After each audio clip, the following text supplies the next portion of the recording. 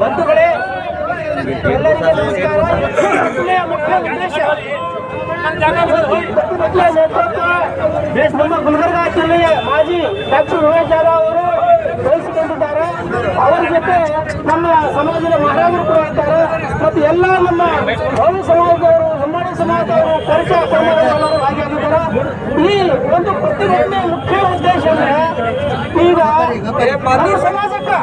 ನಮ್ಮ ಸಮಾಜಕ್ಕೆ ಪ್ರತಿ ಹಂತದಾಗ ಅನ್ಯಾಯ ಆಗ್ತಾನೆ ಇದೆ. ಹಿಂದಕ್ಕೆ ಸದಾಶಿವ ಆಯೋಗ ವರದಿ ಕೊಡ್ತು, ಅದರಲ್ಲಿ ಕೂಡ ಅನ್ಯಾಯ ಆಯಿತು. ಈಗ ನಾಗಮೋಹನ್ ದಾಸ್ ಸಾಹೇಬರು ಅವರು ಕೂಡ ಸಮೀಕ್ಷೆ ಅವರು ಸರಿಯಾಗಿ ಸಮೀಕ್ಷೆ ಮಾಡಲಿಲ್ಲ. ತಾಂಡಗಳಲ್ಲಿ ತಾಂಡಾದ ಜನರು ವಲಸೆ ಹೋಗ್ತಾರೆ ನೆರೆ ರಾಜ್ಯಗಳಿಗೆ. ಅರ್ಧ 50% ಜನ ನಮ್ಮಲ್ಲಿ ಸಮೀಕ್ಷೆಯಲ್ಲಿ ಒಳಗೊಂಡಿಲ್ಲ.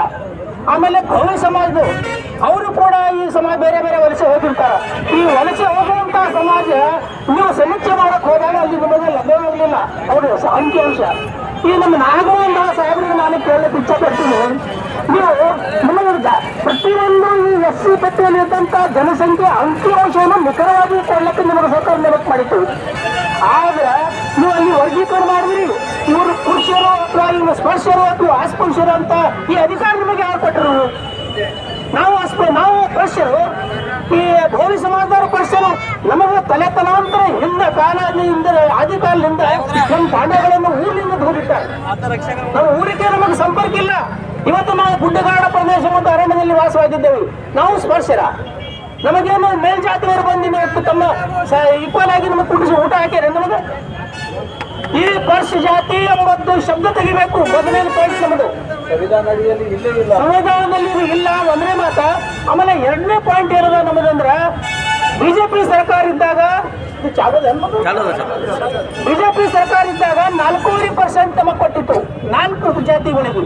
ಲಂಬಾಣಿ, ಭೋವಿ, ಪರಿಚಾಕ್, ಪರಮ 4.5% ಕೊಟ್ಟಾಗ ನಮ್ಮ ಸಮಾಜಕ್ಕೆ ದೊಡ್ಡ ಅನ್ಯಾಯ ಆಗದಂತ ನಮ್ಮ ಕಾಂಗ್ರೆಸ್ ಪಕ್ಷದಲ್ಲಿ ಇದ್ದಂತ ನಾಯಕರು ನಮ್ಮ ಸಮಾಜದ ನಾಯಕರು ಶವಯಾತ್ರೆ ಮಾಡಿದ್ರು, ಅವ್ರ ಪ್ರತಿಮೆಯನ್ನು ಸುಟ್ಟಿದ್ರು.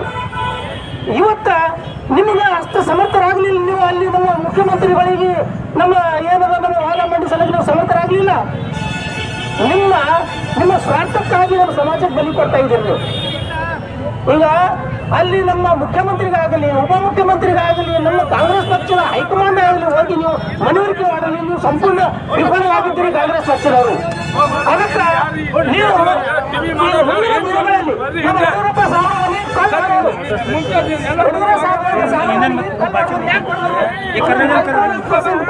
ಅನ್ಯಾಯ ಮಾಡಿದ್ದಾರೆ ಬಿಜೆಪಿ ಸರ್ಕಾರ ಅಂತ ಹೇಳಿ. ಇವತ್ತು 4% ಪಟ್ಟಿ ನೀವು ಯಾವಾಗ ನ್ಯಾಯ ಒದಗಿಸ್ಕೊಟ್ರಿ ನಮಗೆ? ಕಾಂಗ್ರೆಸ್ ಪಕ್ಷದ ಮುಖಂಡರಿಗೆ ಕೇಳ್ತೀನಿ ನಾನು, ನಮ್ಮ ಸಮುದಾಯದವರಿಗೆ, ವೈ ಸಮುದಾಯದವರಿಗೆ 4% ಪಟ್ಟಿರಿ, ನಮಗೆ ಯಾವ ನ್ಯಾಯ ಸಿಕ್ತು ಇದರಲ್ಲಿ? ಅವತ್ತು ನೀವು ಕಲ್ಲು ಹೊಡೆದ್ರಿ, ಶವಯಾತ್ರೆ ಮಾಡಿ ನಮ್ಮ ಮುಖಂಡರು ಪ್ರತಿಮೆಗಳನ್ನು ಸುಟ್ಟಾಕ್ದಿರಿ.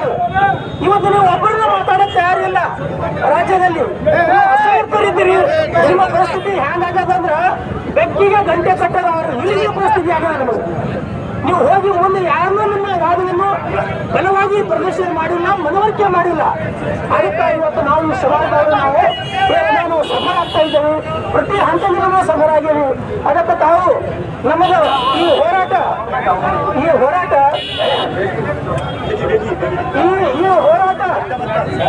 ನಮ್ಮ ಕಾಂಗ್ರೆಸ್ ಸರ್ಕಾರದ ವಿರುದ್ಧ ಹೋರಾಟ.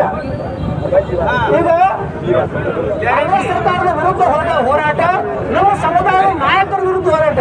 ನೀವು ಯಡಿಯೂರಪ್ಪ ಸಾಹೇಬರ ಮನೆ ಕಲ್ಲು ಹೊಡೆದ್ರಿ, ಈಗ ನಾವು ಯಾರ ಮನೆ ಕಲ್ಲು ಹೊಡೆಯೋಣ? ನಿಮ್ಮ ಮನೆ ಕಲ್ಲು ಹೊಡೆಯೋಣ, ಮುಖ್ಯಮಂತ್ರಿ ಮನೆ ಕಲ್ಲು ಹೊಡೆಯೋಣ, ಉಪಮುಖ್ಯಮಂತ್ರಿ ಮನೆ ಕಲ್ಲು ಹೊಡೆಯೋಣ? ನಾವೇ ಹೊಡ್ಕೊಂಡ್ರಿ ನೀವು ಕಲ್ಲು ಹೊಡೋರಿ. ಈ ಕಲ್ಲಿಂದ ನಾವು ಕಲ್ಲು ಹೊಡೆಯೋಣ. ನಮಗೆ ಡಾಕ್ಟರ್ ಬಾಬಾ ಸಾಹೇಬ್ ಅಂಬೇಡ್ಕರ್ ಸಂವಿಧಾನದಲ್ಲಿ ದೊಡ್ಡ ಹಕ್ಕನ್ನು ಕೊಟ್ಟಿರ. ನಮಗೆ ಎಂತ ಹಕ್ಕು? ಅದರಲ್ಲೇ ಹೊಡಿತೇವೆ ನಾವು. ಯಾವ ಹಕ್ಕು? ಓಟಿನ ಹಕ್ಕು. ನಮಗೆ ಓಟಿನೇ ಹೊಡಿತೇವೆ ನಾವು ಮುಂದಿನ ದಿನಗಳಲ್ಲಿ.